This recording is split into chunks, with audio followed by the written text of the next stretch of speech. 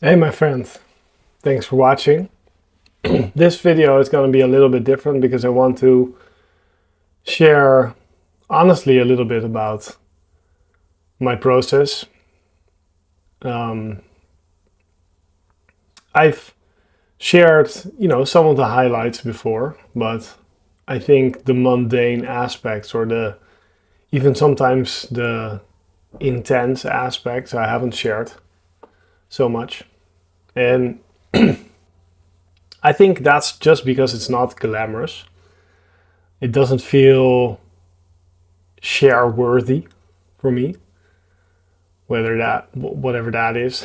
I just haven't talked about it that much. I didn't really feel compelled to.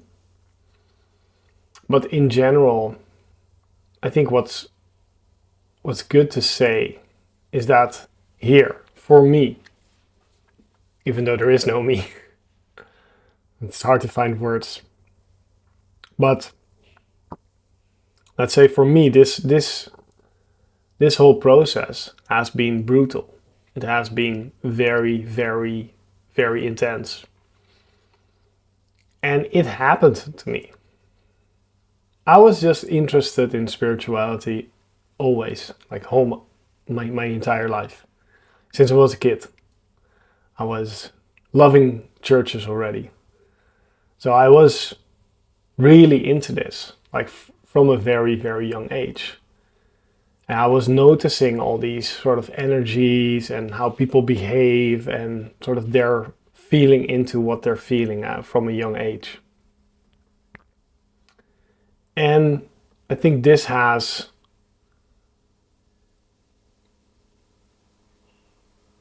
was sort of I tried to ignore this. I tried to forget about this. And I did sort of forget about it. It became unconscious for me for a lot of high school and afterward. And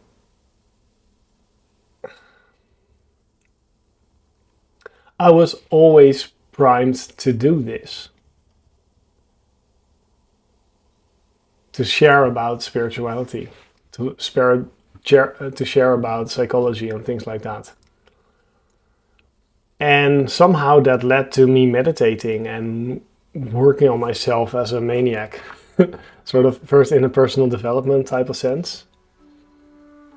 And then when I had my first awakening, my spiritual awakening, and I had this big sense of what this could be, I went all in. This was like, there was nothing else almost for me. I ignored the rest, you could say. Only did the essentials with the rest of my life. I just focused fully on this. You could say it's that's not my take, but let's say if I look at it, I could say I destroyed a career, I destroyed a CV, I just went all in. I hurt maybe some of my relationships, and it changed everything. And then again, I'm still the same guy in a way. Still have the same humor, maybe same interests. So in a way, I'm the same. But in this process, from like before my spiritual awakening, you could say I was unconsciously suffering. I was not consciously suffering that much. I was very unconscious about a lot of my suffering. I think most people are. If you would have quizzed me, of course there was some suffering, but I think I was so unaware of that. But then after first awakening, you become super aware, and you become super aware of where you're suffering, and you're suffering in general. And that suffering is then hard because it wants to be dealt with. And for me, that meant 10 years of me dissecting every belief, working on in especially using a technique where I did sort of just normal meditation, but I also did a lot of meditation where I focused in on certain beliefs. So let's say I would find somewhere that I was suffering, I would inquire in that, why would I be suffering, until I find a sort of core. And then I would sort of focus on that as a mantra and use the words, mostly the words. I've done a lot of sensation work as well, which is body work, which is very relevant as well. But for me, it was very much in the worded belief. So I would repeat a word until it loses every meaning, until there's a sort of shift there. So let's say I must be productive or something like that. And I would ask, why do I need to be productive? For example, because I don't feel enough. And then I would ask myself, why do I not feel enough? And that's maybe, because I feel ashamed of myself. And then I would ask why. And maybe there's no other feeling or no other thing than I'm ashamed of myself. And then I would just focus in on that. I'm ashamed of myself. I'm ashamed of myself. I would just repeat that and just feel into it fully. And be with that fully, meditate on it fully. Until it dropped. Until something drops, right? And it does. Because, somewhere between 5 and 20 minutes, usually something like that drops. But that in combination with meditation and just watching some videos, that has been most of my process. And it works. But, the things, I had a lot of Kundalini, which came up, like a lot of, mood swings. A lot of just doing this energy work on myself or doing this work on myself. I would feel exhausted. I would just be unable to go to the supermarket sometimes with my girlfriend or something like that. I would just I would feel terrible.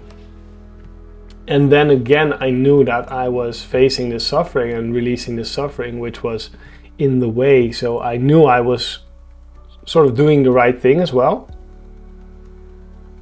But all the side effects, like the tiredness, the energy running through my body, the uncomfortable feelings or insights that come up, but also, you get to see if you are somehow on this ride, you accept it, you don't resist it, but you actually want to look inward, like I did, then you will face yourself in every fucking way. You will see every corner, nookie, cranny of yourself.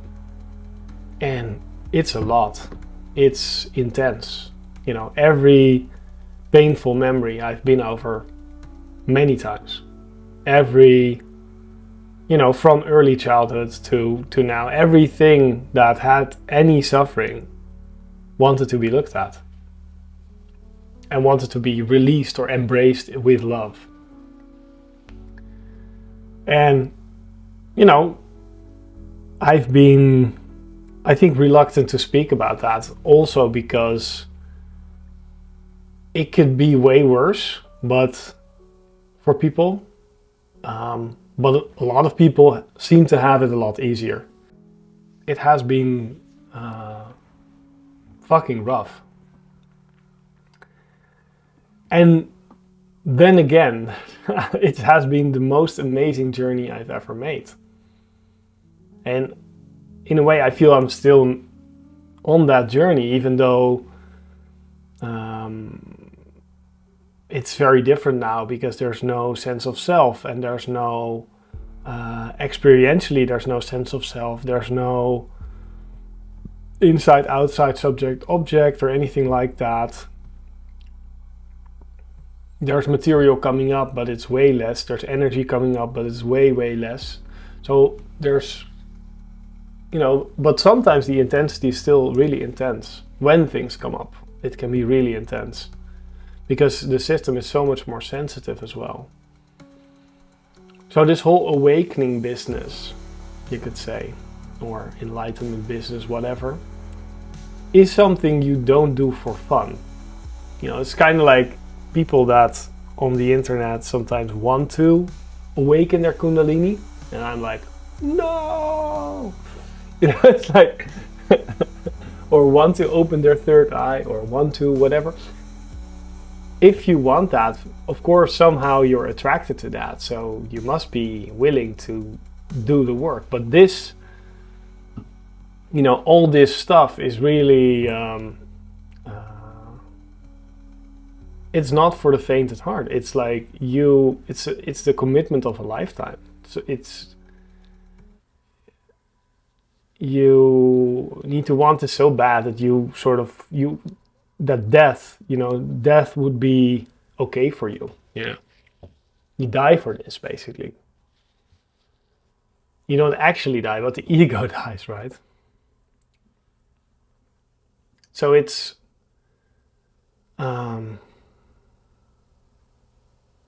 just fucking, yeah, it's just fucking intense. I can't say it in a different way. But it has been here, and this intensity is of course fine, because if you are somehow on this ride, you're meant to be on this ride. If you're somehow interested in this, you're meant to be interested. But it's not something to dabble with. Like serious spirituality, like deconstructing the self, is not something you do for fun. You know, it can become fun because you know what's on the other side of it. But it's intense work, you know. It's very intense. So people that are on this ride, I want to help them to make it less intense. And sometimes that's not per se possible, but I can help them maybe have some more insights, or point them in the right direction. But even that, like your intuition, your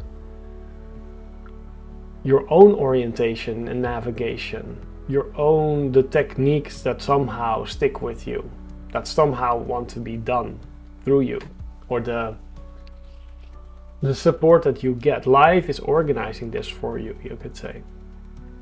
So if you're on this ride, I have a lot of compassion for you. I want to help you for free even. So below you can schedule a free coaching call if you want. I do work with people, but that I work with for a longer time or with some frequency. That's of course paid, because I do need to eat as well. I currently don't have another job or something next to this, but I'm supported by a lot of people. And it's my path, you could say. I feel that in every way. But if you're going through this, I would say look at this, because otherwise you can be stuck in suffering. Because once you are aware, there's no other way but through. Once you have really awakened to this, that's the tricky thing with, for example, some plant medicine ceremonies, that people just are catapulted into an awakening without having maybe any build up any practice or ideas on how to handle this, basically. Not saying bad things about plant medicine here, because they're amazing, and I've microdosed psilocybin in the past. But, you know,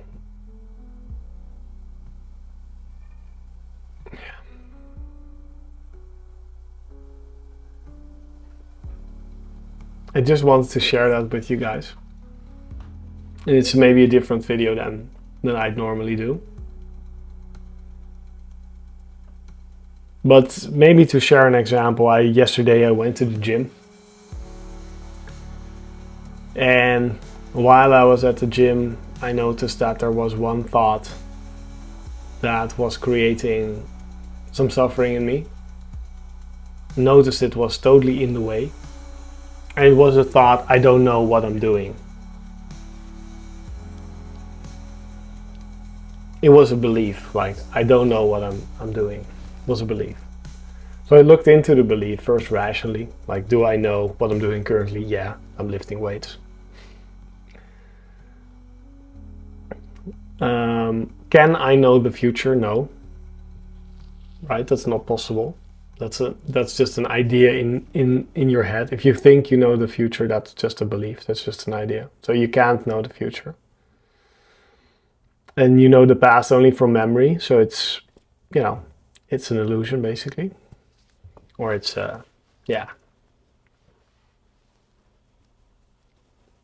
it's a recording, you could say. So it's not happening right now.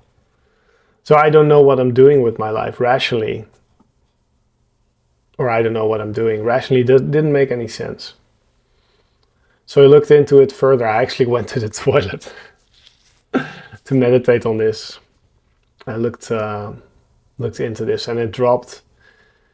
And that felt really, really good. Really, really good. It was a big shift. And I went back to the weights. I did something on my phone and then I looked away from the phone. And just this sort of emptiness, this huge void, I looked into this huge void and there was like this primal fear response in me. Like this ego death fear. And there was like panic for 1 second. I felt this like for a very short time, like 1 minute maybe. But I've been feeling that for like about 6 months. I've been feeling it sometimes. Also related to a small trauma I had. But there's this velcroing of certain fears that come together. So I'm also still, you could say, working on this or getting, even though there's no self, there can be intensity. Things can come up. And so I don't want to say that I'm perfect in any way. I don't want to take the high road, think that I'm some ivory tower teacher here. No, I'm just sharing my experience, sharing my thoughts about spirituality and things like that. And making maybe a more vulnerable video to show you what's up, to show you my intention is to do good, to help people with my thoughts. And if it doesn't help you, click away. That's totally fine. So do your thing. Trust yourself. Know that I'm a resource, that you can always either book a call with me or